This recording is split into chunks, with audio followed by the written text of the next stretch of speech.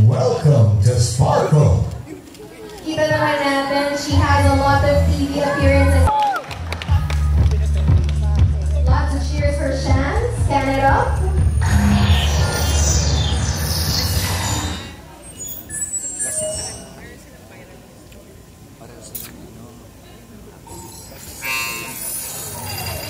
Welcome to Sparkle.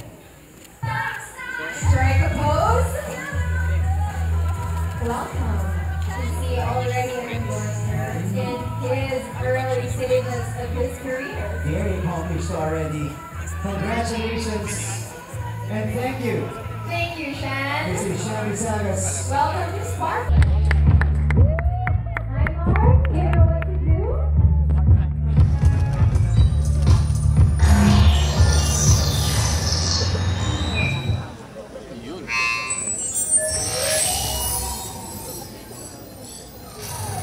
Welcome to Sparkle. Strike a pose. Very interested how will translate on the TV screen for switch roles. A lot of audiences online too.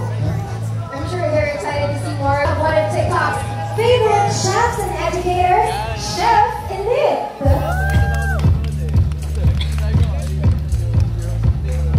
Chef with a power suit, stand it up. Go ahead, Chef.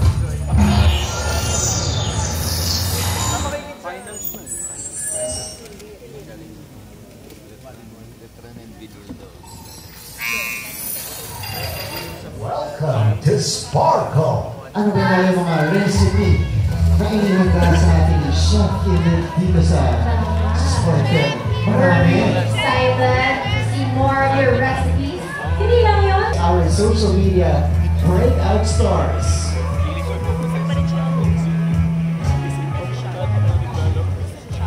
Okay, this is your question. Kwento nyo ng konti lang, paano kayo na-discover and then what's your message to your fans online at yung magiging fans nyo pa dito sa Kapuso Network? We can start with Chef. Hi, I'm officially a Kapuso, so good afternoon everyone. Actually started when I was in the US with my family. During the pandemic, I posted a lot of food content, recipes, mukbang, food reviews, and then TikTok reached out to me to join their community, food community. And then I happened to be here on GMA TikTok Payment Day. So Sparkle reached out to me to do a Zoom meeting. I didn't know it was a VTR, so I thought it was a project. So and then actually, didn't I start? And then I got a lot of followers on TikTok now. Actually, it's very fun.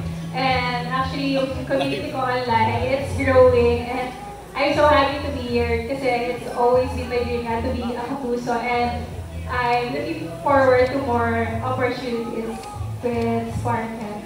And I'd also like to take this opportunity to thank Miss Annette Gozon, and Miss Joy Marcelo, Miss Joy Dolato, and of course, Miss A. And yeah, this is my dream. Welcome. I'm a Kapuso. Thank you! Congratulations! May? Maayong hapon mga kapuso! Guys, sobrang saya ko po ngayong araw na to. Mga auntie and uncle ko ay maraming salamat po sa suporta nyo, mga auntie and uncle ko. Thank you po for watching sa live namin ngayon. Nandito na po ang inyong bangus girl. Dati po nagbebenta lang po ako ng bangus sa palengke. Ngayon, Sparkle artist na po ako. Maraming salamat po sa suporta niyo, Auntie and Uncle. God bless you!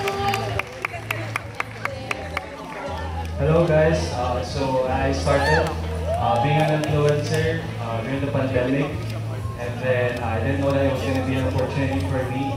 I was actually a basketball player at first, and then recently I gained a lot of traction doing the posted YouTube high school series on YouTube. Hello po mabuhay sa ating lahat. Ako po, I audition talaga. nag-audition po ako para maging part ng Sparkle. Kasi simula bata, parang nag-try lang ako, nato pa rin yung wildest dream ko, becoming an artist. Sa pulbata po ako, up to being a content creator, parang Kapuso shows na yung naging sandigan ko para mangarap at magsumika po talaga. Nung bata ako, lumunok ako ng bato sa paniniwala magiging kamukha ko si Marian Rivera at magta-transform ako into Darna.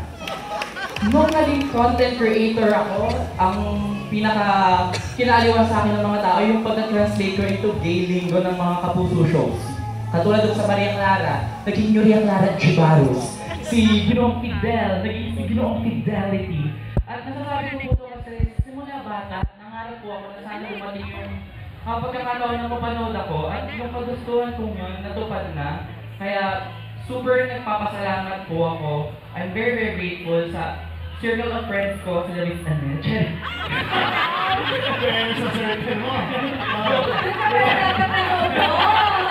Sa aming mga bosses po, Miss Annette, to Miss Joy, Mr. M, sa aking manager, Miss Tracy, yung pangako ng manalo tayo Miss Universe.